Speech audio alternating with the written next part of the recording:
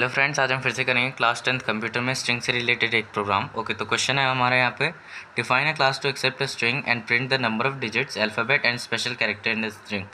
Example पे यहाँ पे हमने लिया है NG@28। अब इसमें हमें बताना है इस स्ट्रिंग में कि इसमें कितने नंबर ऑफ डिजिट्स हैं, अल्फ़ाबेट हैं और स्पेशल कैरेक्टर है। तो इसमें हमें दिख रहा है कि NG 2 अल्फ़ाबेट 2 लेटर हैं, तो यहाँ पे 2 ऐसे नंबर ऑफ अल्फ़ाबेट 2 प्रिंट कर दिए। @ एक स्पेशल कैरेक्टर है, तो यहाँ पे 1 प्रिंट कर दिया। और 2 और 8 नंबर ऑफ डिजिट्स में 2 है, तो नंबर ऑफ डिजिट्स हमने 2 प्रिंट कर दिया। तो अब इस प्रोग्राम को बनाते हैं। सबसे पहले इंपोर्ट स्टेटमेंट से स्टार्ट करते हैं। Import java.io semicolon import java.util semicolon import java.lang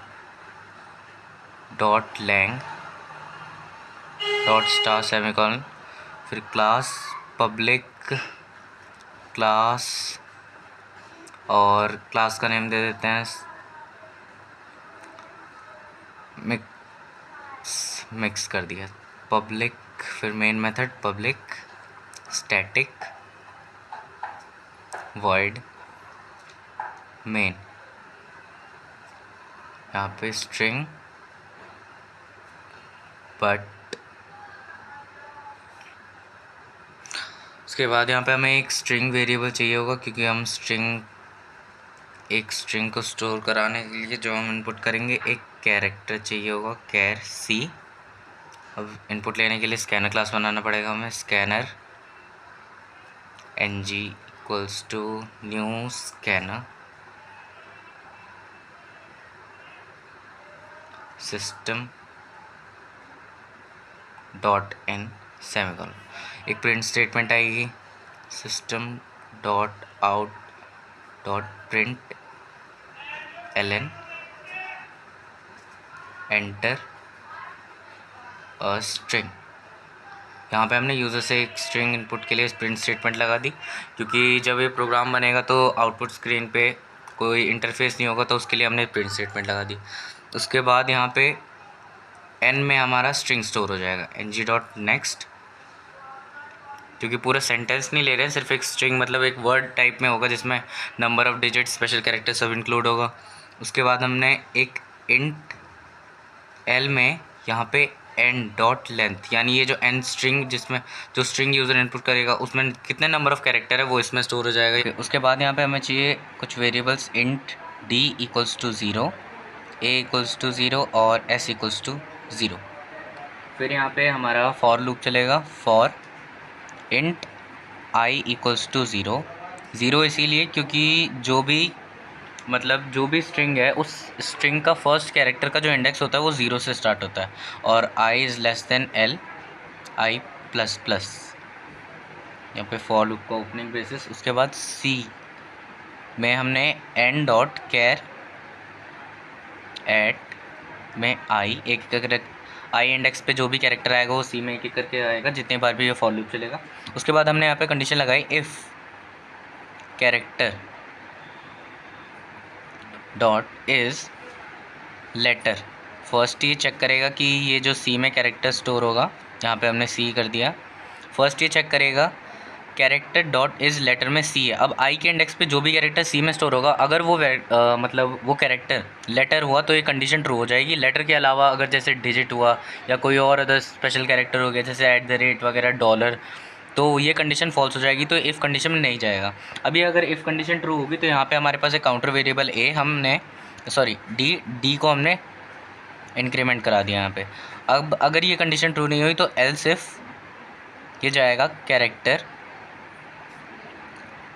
dot is digit में। अब जैसे इसमें यहाँ पे ये वाली कंडीशन चेक कर रही थी कि c जो कैरेक्टर है वो लेटर है, तो ये कर रहा है कैरेक्टर डॉट इज़ डिजिट। अब c में जो भी कैरेक्टर आएगा अगर वो डिजिट होगा ये कंडीशन तभी ट्रू होगी और ये एल्स इफ में जाएगा। और एल्स इफ में जाएगा तो a को हमने इंक्रीमेंट करा दिया जो कि हमारा काउंटर वेरिएबल है। और अगर ये इफ़ में जाए, पहली कंडीशन जो है इफ़ की वो ये चेक करेगा कि जो कैरेक्टर c में गया है वो लेटर है कि नहीं। अगर वो लेटर होगा तो वो d को इंक्रीमेंट कर देगा। एल्स इफ अगर ये वाले फर्स्ट कंडीशन में नई कंडीशन ट्रू नहीं हुई तो ये एल्स इफ में जाएगा और चेक करेगा कि सी जो है वो डिजिट है या नहीं, और अगर ये वाली कंडीशन भी ट्रू नहीं हुई तो ये एल्स पार्ट में जाएगा जिसमें कोई कंडीशन नहीं लगती, तो ये एस को इंक्रीमेंट कर देगा, जो कि ये हमारा स्पेशल कंडीशन का केस हो जाएगा। उसके बाद यहाँ पे हमारा फॉर लूप का क्लोजिंग ब्रेसेस, उसके बाद यहाँ पे हमारी 3 स्टेटमेंट प्रिंट होगी, system dot out dot print ln।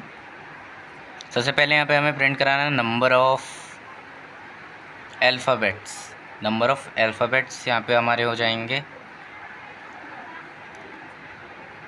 Number of alphabets. Alphabet के लिए लेटर हमने यहाँ पे डी को इंक्रीमेंट करा रखा है, तो plus D system dot out dot print ln।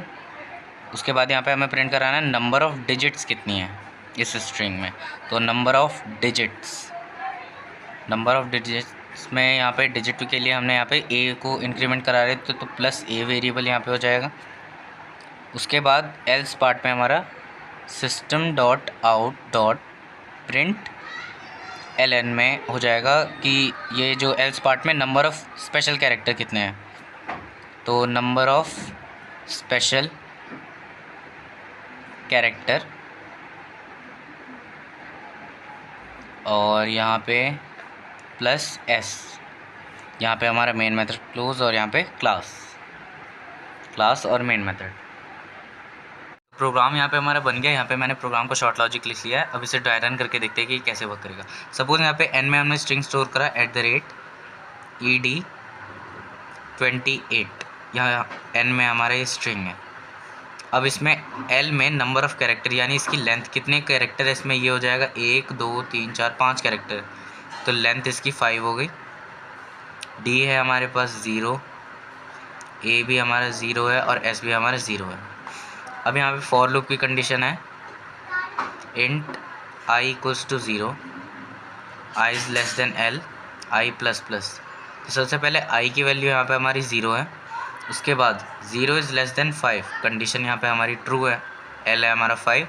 अभी अंदर आएगा तो c में n dot char at i की जगह पे i की वैल्यू हमारी 0, तो इसका इंडेक्स लिख लेते हैं 0 1 2 3 4। तो 0 इंडेक्स पे कौन सा कैरेक्टर है, @ तो c में हमारा आ जाएगा @।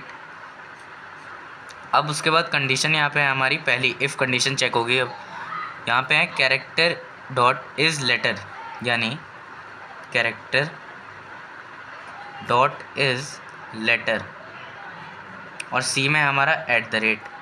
तो ये कंडीशन @ क्या ये कंडीशन चेक कर रहा है कि क्या c में ये जो @ है ये लेटर है, तो ये फॉल्स हो जाएगी कंडीशन, तो ये इसमें ना जा करके एल्स इफ में जाएगा, क्योंकि इफ़ की कंडीशन हमारी फॉल्स हो गई। अब एल्स इफ में हमारा कौन सी कंडीशन है, कैरेक्टर डॉट इज़ डिजिट, इसमें भी @ ये भी कंडीशन फॉल्स हो गई क्योंकि ये @ डिजिट नहीं है, तो एल्स में ये जाएगा। एल्स में क्या हो रहा है हमारा s प्लस प्लस, यानी s की वैल्यू हमारी 0 थी, s की वैल्यू एक इंक्रीमेंट हो गई, s की वैल्यू हो गई हमारी 1, क्योंकि ना ये डिजिट भी नहीं है, लेटर भी नहीं है और डिजिट भी नहीं है, तो एल्स में एल्स पार्ट में जा करके s की वैल्यू इंक्रीमेंट करके s की वैल्यू हमारी 1 हो गई। अब यहाँ पे हमारा कंप्लीट हो गई, ये दोबारा i की वैल्यू इंक्रीमेंट होगी, i की value increment i plus plus होकर i की वैल्यू हो गई हमारी 1, कंडीशन चेक होगी 1 is less then 5, condition true है अभी हमारी। फिर अंदर आएंगे c में होगा n डॉट कैर एट, अब i की वैल्यू है हमारी 1, और 1 इंडेक्स पे कौन सा कैरेक्टर है हमारा e, मतलब c में हमारा इस बार स्टोर हो गया e। अब दोबारा से कंडीशन स्टार्ट होगी इफ़ की। इफ़ में पहली कंडीशन है कि कैरेक्टर डॉट इज़ लेटर, अब यहाँ पे c की जगह पे है हमारा e। अब ये कंडीशन ट्रू हो गई क्योंकि ई जो है एक लेटर है, अल्फ़ाबेट है, तो ये कंडीशन यहीं पर हमारी ट्रू हो गई। तो और इसमें डी का इंक्रीमेंट हो रहा था, डी प्लस प्लस हो रहा है, और डी की वैल्यू 0 थी, तो डी का एक इंक्रीमेंट होकर के डी की वैल्यू हमारी हो गई 1, तो ये कंडीशन यहाँ पे ट्रू हो गई। तो बाकी पार्ट है ना एल्स इफ में जाएगा ना एल्स में जाएगा, दोबारा आई की वैल्यू इंक्रीमेंट कर देगा, आई प्लस प्लस होगा, आई की वैल्यू हो गई हमारी फिर से 2। अब की बार कंडीशन चेक होगी 2 इज़ लेस देन 5, कंडीशन अभी भी ट्रू है। दोबारा से अंदर आएंगे, सी में फिर से होगा हमारा n डॉट कैर एट आई। अब आई की जगह पे आएगा हमारा 2। 2 इंडेक्स पे कौन सा कैरेक्टर है हमारा? डी। यहाँ पे 0 1 2, 2 पे है हमारा डी, तो यहाँ पे सी जो कैरेक्टर है इसमें हमारा स्टोर हो जाएगा डी। अब डी हो गया। अब एल्स इफ़ एल्स की कंडीशन चेक होगी। सबसे पहले इफ़ कंडीशन चेक होगा, if character dot is letter, और सी की जगह पे कौन सा हमारा? डी। ये कंडीशन ट्रू है क्योंकि डी एक लेटर है। ये कंडीशन ट्रू हो गई तो डी की वैल्यू इंक्रीमेंट होगी फिर से, और डी की पहली वैल्यू क्या थी? 1। 1 में एक और इंक्रीमेंट होगी, डी की वैल्यू हो जाएगी हमारी 2। डी की वैल्यू ट्रू हो गई। अब ये कंडीशन यहाँ पे ट्रू हो गई तो ना एल्स पार्ट में जाएगा ना एल्स में जाएगा, दोबारा से यहाँ पे आई की वैल्यू इंक्रीमेंट कर देगा। तो आई की वैल्यू यहाँ पे दोबारा से इंक्रीमेंट हो जाएगी। आई की वैल्यू इंक्रीमेंट हो गई, अब की बार 3 हो गई। कंडीशन दोबारा से चेक होगी, 3 इज़ लेस देन 5, कंडीशन है अभी भी ट्रू। दोबारा से सी में एन डॉट कैर एट आई की जगह पे यहाँ हमारा 3, तो अब 3 पे कौन सा कैरेक्टर है यहाँ पे हमारा? 2, तो सी में हमारा 2 कैरेक्टर स्टोर हो गया। अब यहाँ पे फिर से इफ़ एल्स की कंडीशन स्टार्ट होगी। इफ़ पहली कंडीशन है कैरेक्टर डॉट इज़ लेटर, और यहाँ पे सी में हमारा 2। ये कंडीशन हमारी फॉल्स हो जाएगी क्योंकि 2 एक लेटर नहीं है, तो ये ए प्लस डी का इंक्रीमेंट ना करके एल्स इफ पार्ट में जाएगा, और एल्स इफ में क्या है हमारा? एल्स इफ में हमारा कैरेक्टर